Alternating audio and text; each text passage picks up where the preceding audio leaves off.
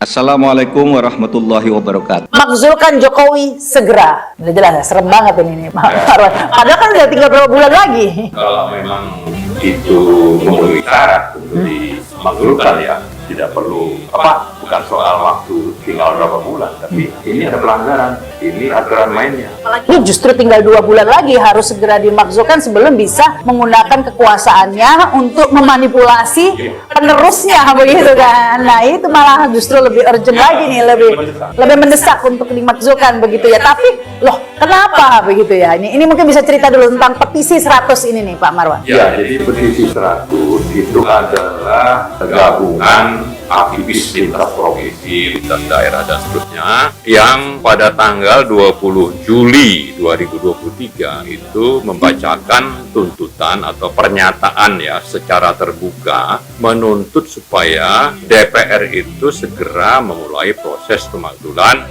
Presiden Jokowi. Kemudian poin keduanya itu menghimbau seluruh rakyat untuk ikut bersuara agar daulat rakyat itu benar-benar bisa ditegakkan oleh pemerintah ini. Karena faktanya ini rakyat sudah tidak berdaulat, dibajak oleh rezim oligarki yang dipimpin oleh Presiden Joko Widodo. Jadi 2 tuntutan itulah yang kita bacakan, tapi tuntutan itu sendiri tidak asal bunyi ya, tidak tanpa alasan, tapi justru alasannya sudah sangat banyak, makin ke belakang makin banyak lagi alasan itu kalau kita misalnya menggunakan pasal 7A Undang-Undang Dasar 1945. Jadi pasal 7A itu adalah antara lain itu memberikan guidance dan juga menunjukkan kalau sudah terjadi ini maka proses pemakzulan itu harusnya dilaksanakan secara konstitusional dan legal. Nah, apa yang disebut dengan alasan-alasan tadi, misalnya terjadi pengkhianatan terhadap negara, ada korupsi, ada suap menyuap, tapi juga ada perbuatan tercela, berbohong misalnya. Nah, kalau kita ingat dari dulu presiden kita ini udah sering sekali berbohong. Itu masuk dalam kategori yang layak untuk dimakzulkan. Tapi ijazah palsu yang nggak terbukti. Betul. Ya? Tapi yang selain itu kan misalnya disebutkan tentang sekarang ini yang order mobil SMK itu sudah 6.000. Itu berapa tahun yang lalu itu? Sampai sekarang kan nggak jelas. Ini kan benar-benar berbohong ini ya kan. Kebohongannya itu sangat nyata. Tapi yang lebih prinsip adalah kalau bicara pasal 7A itu, kalau disebutkan ada pengkhianatan terhadap negara, maka konstitusi dan undang-undang itu sudah terlalu banyak dilanggar. Ini merugikan negara dan rakyat. Terutama puncaknya yang terang benderang kalau menurut saya ya Mahkamah Konstitusi. Betul. Benar-benar logika publik itu Ya. Nah, tapi juga yang terakhir sekali kan misalnya meminta Ketua KPK ya Pak Agus Raharjo untuk menghentikan proses hukum korupsi IKTP. Setia Novanto ya. Nah, itu kan permintaan resmi dari Presiden. Ini kan jelas sudah melanggar, sudah cawe-cawe, sudah tercela ini perbuatan. Tapi kenapa misalnya orang yang diduga korupsi dan ternyata juga diadili dapat vonis sekian tahun, itu kan faktual begitu. Ya, mungkin kita ingatkan publik dulu ya tentang Ketua KPK Agus Raharjo ya yang mengaku mendapat perintah Jokowi untuk menghentikan kasus iktp terhadap Setia Novanto. Berikut videonya. Saya dipanggil sendirian oleh Presiden. Presiden pada waktu ditemani oleh Pak Pratikno. Biasanya yang manggil itu berlima, ini kok sendirian. Dan dipanggilnya juga bukan lewat ruang wartawan, tapi lewat masjid kecil itu. Jadi dijemput dari sana. Nah itu di sana begitu saya masuk Presiden sudah marah. Presiden sudah marah, menginginkan karena baru saya masuk itu dia sudah teriak hentikan. Kan saya heran yang dihentikan apanya gitu kan. Setelah saya duduk ternyata saya baru tahu kalau yang suruh hentikan itu adalah kasusnya Pak Setnov. Ketua DPR waktu itu. Ya, Ketua DPR pada waktu itu mempunyai kasus IKTP supaya tidak diteruskan. Ini harusnya memang sepertinya harus disikapi oleh DPR Pak Marwan ya. Apalagi sudah ada pengakuan Agus Raharjo mantan Ketua KPK yang posisinya pasti sentral ya sebagai ketua dari lembaga pemberantasan korupsi, bukan main-main, dan itu sudah memberikan pengakuan harusnya bisa diinvestigasi atau dibawa dilanjut ke DPR. Tapi pertanyaannya selanjutnya DPR-nya masih ada nggak kan itu? Kita memang kalau bicara pasal 7A itu proses pemakzulan butuh keterlibatan DPR, kemudian MK, dan MPR. Yang harus memulai itu adalah DPR. Kita mengerti itu dan kita memang sudah waktu itu tanggal 20 Juli pertama kali kita launching ini juga sudah memahami situasi atau peta politik di DPR di Senayan sana itu kemungkinannya kecil untuk terjadinya proses pemakzulan yang dimulai di DPR. Tapi belakangan ini kita sedikit dapat harapan, ada secercah harapan setelah pernyataan Ibu Megawati tanggal 23 November yang menyatakan ada 4 hal minimal ya. Waktu saya ingat misalnya Presiden kita ini sudah menjalankan kekuasaan seperti Orde Baru. Disebutkan Jokowi itu minta dukungan PDIP supaya dapat perpanjangan jabatan. Kemudian ada kasus MK, lalu ada masalah yang kaitannya dengan korupsi yang disebut rampok atau apalah disebut itu. Nah, ini 4 hal ini sudah diungkap secara terbuka oleh Presiden Megawati, dan mestinya kalau Bu Megawati dan PDIP itu concern terhadap negara dan di sisi lain telah terjadi banyak pelanggaran terhadap konstitusi, maka sudah waktunya untuk PDIP itu berinisiatif untuk memulai proses pengajuan tadi gitu. Misalnya kita ingat Masinton Panjaitan itu kan menggagas untuk dilakukannya hak angket DPR terhadap MK yang waktu itu banyak yang protes. Hak angket itu mestinya terhadap pemerintah, padahal kalau menurut Undang-Undang Dasar hak angket itu adalah fungsi pengawasan oleh DPR atas apa? Atas pelaksanaan undang-undang, bukan sekedar pelaksanaan pemerintahan, tapi pelaksanaan undang-undang. Nah, undang-undang itu kan ada undang-undang MK juga. Ternyata undang-undang MK itu patut diduga dan dikhawatirkan sudah dilanggar oleh MK. Nah, nanti kaitannya ini kan masalah nepotisme. Nepotisme nanti ujungnya itu kan bisa dicari. Oh, ternyata ini atas permintaan atau order dari pemerintah. Nah, ini kalau angket dilakukan maka sebetulnya siapapun bisa ditanya, dan saya yakin kalau mereka menjawab ya pertanyaan DPR di pansus angket itu secara jujur karena disumpah, maka kita akan ketemu sebetulnya yang melakukan intervensi dan permintaan itu adalah eksekutif dan ujungnya itu bisa ke Presiden Jokowi. Bisa dibuktikan. Apalagi pernyataan Agus Raharjo ini tidak bisa dianggap pernyataan sambil lalu saja atau tidak bisa. Pastinya Agus Raharjo harus bisa mempertanggungjawabkan ya pernyataannya ya kalau memang ternyata tidak benar, dan tidak bisa dianggap ini pertanyaan hal yang sepele karena dia adalah ketua KPK waktu itu ya kan. Harusnya memang mempunyai pengetahuan yang cukup tentang apa yang disampaikan begitu. Tapi ini Pak Mursalim ya, Pak Mursalim sepertinya meskipun sudah ada Masinton ya, ada Bu Mega yang begitu berapi-api, tapi nyatanya ya DPR-nya masih adem aja, ini ramenya di luaran aja begitu. Berisik di luar aja, di dalam tentang salaman jangan-jangan. Jadi selama ini memang sulit untuk melakukan penegakan di DPR ya. Kebetulan ini ada persoalan masalah PDI dengan penguasa, dengan Jokowi dalam arti ini. Kemudian mungkin ada keberanian Masinton dan merasa bahwa pasti akan disambut banyak karena memang sebenarnya sudah menjadi gunung es ya, kemarahan ini cuma tinggal sedikit aja ke pemicunya. Jadi dianggap itu bisa menjadi pintu masuk. Walaupun maksudnya banyak hal yang lain yang menjadi pintu masuk, termasuk masalah salah satu lah dari petisi 100 ini. Saya mau menyampaikan dulu mengapa ini sangat mudah disambut di mana-mana, dan bahkan Masinton kalau mampu menggulirkan, mencoba, itu akan terjadi suatu dukungan yang sangat luas karena seluruh lapisan masyarakat, seluruh tokoh ini kan sudah merasakan hal yang sama, ingin menyelamatkan Indonesia dari satu pelanggaran konstitusi, pelanggaran hukum, pelanggaran etika yang dilakukan oleh presiden. Itu bersama ini dengan rezimnya. Nah, jadi ini sebenarnya hanya 100 ini hanya badan pekerja awal, tapi sekarang ini sudah tidak bisa dihitung ribuan pendukung ini, dan saya yakin pasti akan bergulir karena di tiap kota juga sudah akan meminta untuk melakukan satu pekerjaan yang sama sebagai untuk menguatkan pada masyarakat bahwa ini memang kalau tidak bisa diapa-apakan ya memang ujungnya ada pemakzulan. Walaupun pemakzulan itu tidak harus menumpukan banyak hal. Salah satu pelanggaran konstitusi yang terberat bagi buruh itu misalnya adalah Undang-Undang Omnibus Law, Omnibus Kesehatan dan sebagainya. Ini kan satu pelanggaran yang sangat, maaf katakanlah, kurang ajar gitu ya. Sudah disetujui sama MK untuk jadi perubahan, belum sampai terjadi 2 tahun itu maka diturunkan oleh Jokowi Perpu.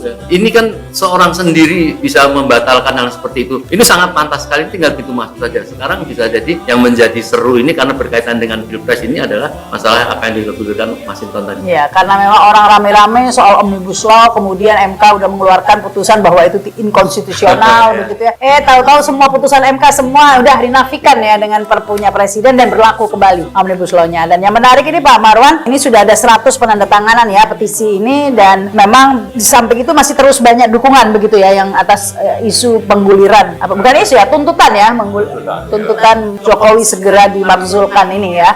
Ini kegiatannya memang keliling ke daerah-daerah atau bagaimana? Namanya petisi 100 itu memang pada saat deklarasi kita pakai nama 100, tapi saat itu sebenarnya jumlahnya juga sudah lebih dari 500 misalnya. Sampai sekarang ya saya yakin sudah lebih dari 5.000 misalnya. Nah, tapi yang lebih penting sebetulnya adalah kenapa ini misalnya disambut baik, karena kalangan masyarakat yang memang concern dengan penyelenggaraan negara ini memahami bahwa sesuatu harus dilakukan karena pelanggarannya sudah sangat banyak. Tadi saya sebut tentang pengkhianatan terhadap ada korupsi, ada suap menyuap, ada perbuatan tercela. Nah, kalau kita mau merujuk misalnya pasal mana saja dalam konstitusi itu yang dilanggar, itu kan nanti bisa kita kaitkan tadi dengan misalnya Undang-Undang Ciptaker yang ditetapkan melalui Perpres. Ini sudah melanggar aturan main tentang penyelenggaraan negara, juga tentang partisipasi publik, Undang-Undang P3. Kemudian kalau bicara IKN, itu antara lain melanggar pasal 18 Undang-Undang Dasar, yaitu bahwa kalau bicara daerah, maka yang dikenal dalam konstitusi itu adalah provinsi, kabupaten, dan kota. Tidak ada yang namanya otorita, tidak diatur dalam konstitusi, tapi itu dalam konten. Sebetulnya dalam proses, itu sama statusnya dengan Undang-Undang Ciptaker. Proses maksudnya itu kita bicara formil. Kalau tadi material yang pasal 18 itu. Kalau bicara formil, maka publik harus dilibatkan, dan ini dibahasnya sembunyi-sembunyi. Rakyat tidak dilibatkan, tapi dengan konglomerat Sinarmas itu dilakukan pembahasan tertutup misalnya oleh pemerintah dan DPR. Belum lagi nanti kalau kita bicara tentang sumber daya alam, penetapan Undang-Undang Minerba nomor 3 tahun 2020. Di sana pembahasan juga sama, hanya waktu 3 bulan, padahal dulu undang-undang yang digantikan oleh Undang-Undang Minerba yang baru ini dibahasnya itu sekitar 4 tahun. Banyak sekali yang dilibatkan dan terbuka pembahasannya. Tapi Pak Marwan, kalau tuntutan untuk memakzulkan Jokowi ya, tentunya yang paling berperan seharusnya ya DPR, begitu ya. Ini sudah respon dari DPR bagaimana? Kalau kayak Mas Sinton itu kan di luar ya, tidak bukan sikap partai begitu ya, tetapi di DPR sendiri. Kalau awalnya memang tidak ada fraksi yang bergeming ya. Mereka menganggap ini suatu yang justru bisa saja melawan kepentingan oligarki, yang mana mungkin sejumlah pimpinan partai di DPR sana itu ya bagian dari oligarki. Misalnya kalau kita kaitkan tadi saya sebut sumber daya alam, itu ada sejumlah partai yang bisa dapat saham di smelter yang dibangun oleh Cina di Sulawesi Tenggara dan Sulawesi Tengah. Bicara tentang tambang nikel, atau kalau bicara batu bara ya, itu sekian banyak konglomerat dapat perpanjangan izin menambang otomatis, dan ini banyak sekali konglomerat yang juga punya kaitan dengan pimpinan partai. Malah ada yang justru sambil jadi ketua pimpinan partai juga punya perusahaan batu bara. Kalau kita mau detail bicara tentang tambang batu bara, yang mestinya kalau selesai kontraknya namanya PKP 2B, itu kontrak pengelolaan batu bara oleh sejumlah konglomerat. Kalau berakhir, maka menurut undang-undang yang lama dan konstitusi ini harus dikembalikan kepada negara. Nanti negara itu pemerintah dan DPR akan menetapkan, dan kalau mau bicara pasal 33 mestinya pengelolaan terhadap sisa tambang tadi oleh BUMN. Tapi dengan undang-undang tadi itu otomatis diperpanjang. Konsesi begitu. Nah, ini negara dirugikan berapa banyak? Ya antara 3.000 sampai 10.000 triliun. Cara Presiden Jokowi ini menyelenggarakan negara secara tertutup, tidak melibatkan publik, tapi juga syarat dengan KKN. KKN tadi itu mestinya diproses menurut pasal 7A yang kita sebut. Maka kalau kita bicara apakah DPR bisa diharapkan, mungkin tidak. Tapi dengan kejadian terakhir antara ada mungkin persaingan atau perbedaan pendapat ya antara Presiden Jokowi dengan Bu Megawati, ya kita berharap ini petanya berubah. Tapi gini kan, berbeda pendapat tapi kepentingannya sama kadang-kadang. Ya. Pendapat mungkin beda, tapi cuannya sama, cari cuannya di tempat sama. Mungkin saja ada yang sama, tapi kalau bicara tentang politik atau bicara tentang pemilu, pilpres ya, bisa saja itu tidak sama. Ya buktinya kan Jokowi dukung Prabowo dan anaknya, Megawati dukung Ganjar dan Mahfud misalnya. Nah ini kan sudah waktunya mereka itu jangan justru mengutamakan hal-hal yang sudah nyata pelanggaran hukumnya, nyata kerugian negara dan rakyatnya, mereka masih ingin tetap tidak saling mendahului. Sudah waktunya mereka ini untuk tunjukkan kepada publik. Sudah waktunya mereka untuk, kalau memang Jokowi ini melanggar konstitusi, ya mari semuanya. Dan partai-partai memang banyak yang tersandra atau banyak yang menikmati rente dari rezim ini. Tapi kalau hanya itu jadi dasar mereka bersahabat, ya kita memang bisa mengukur lah, Anda cuma sekian saja urusannya, sekian triliun, Anda korbankan kepentingan negara dan rakyat. Tapi ada yang lain yang menjelaskan tadi, karena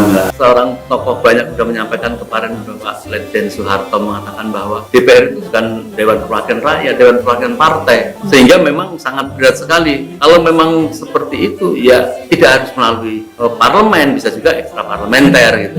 Tetapi ini ada celah. Kita melihat walaupun memang ada kemungkinan seperti itu, kita mencoba ada perubahan tadi yang disampaikan Pak Marwan tadi, ada didahului oleh Mas Hinton yang merasa Bu Mega dikhianati itu. Kalau jumlah itu semua melakukan tuntutan dan semua yang tergabung di dalam satu kekuatan politik di dalam Pilpres ini, kemudian hitung-hitungan itu jumlahnya juga sudah bisa mencapai kalau seperti itu. Tapi itu kan panjang ya. Tetapi banyak yang ingin, udahlah pokoknya ini kan pelanggarannya ini, selama kita sama-sama ingin melakukan penyelamatan negara, apapun lah pokoknya maksulat mengajak, kalau memang DPR tidak bisa dilakukan bersama-sama, ya akan dilakukan ekstra parlementer itu. Jadi itu kemungkinan itu bukan suatu pelanggaran juga. Kalau menggenting memaksa negara harus hancur, ya memang harus terpaksa, memang harus ada korban sesuatu yang tidak sedikit melalui ekstra parlementer tadi. Iya, karena kan kalau partai politik itu mungkin pecah kongsi begitu ya. Tapi kadang-kadang cuan itu pemersatu. Menjadi pemersatu. Itu yang dikhawatirkan. Yang namanya tuntutan terbuka oleh rakyat itu juga konstitusional begitu. Tidak hanya lewat pemanggilan, tapi lewat tuntutan rakyat di jalanan sekian banyak. Ya, di mana-mana juga terjadi, dan itu juga terjadi di 97-98. Itu kan bukan sesuatu yang melanggar. Kalau orang banyak sudah menyatakan sikap bahwa ini pelanggaran sudah nyata, dan nanti kalau tidak percaya bisa dibuktikan ya, setelah turun lengser itu bisa diadili, sebetulnya bisa terbuka dan akan terbuka. Cuma karena sekarang aja nih tadi disebut banyak kepentingan, dan memang di sisi lain ada ancaman-ancaman. Ada juga aparat yang memang lebih memihak pemerintah meskipun mereka paham terjadi pelanggaran hukum misalnya. Dan saya kira ke depan ini kita harus juga mempersiapkan diri, tidak hanya bicara pemilu di Februari ya, itu satu hal, tapi hal lain yang lebih mendesak adalah ini kerugian negara dan rakyat sudah sangat fatal, sudah sangat banyak oleh rezim ini, dan jangan hanya fokus ke sana. Banyak juga yang fokus tentang amandemen misalnya. Bagaimana dengan pelanggaran oleh konstitusi ini, ya kan? Ini kan juga harus sesuatu yang kita harus desakkan, kita tuntut secara terbuka, dan kita lakukan beramai-ramai gitu. Dengan revolusi ya revolusi, mari gitu. Jangan ini bicara amandemen, tapi kalau nanti orang yang melaksanakan hasil amandemen itu kelakuannya itu mirip-mirip yang sekarang, ya sama saja. Ya kita bisa belajar misalnya ya, amandemen yang berlangsung selama 4 tahun,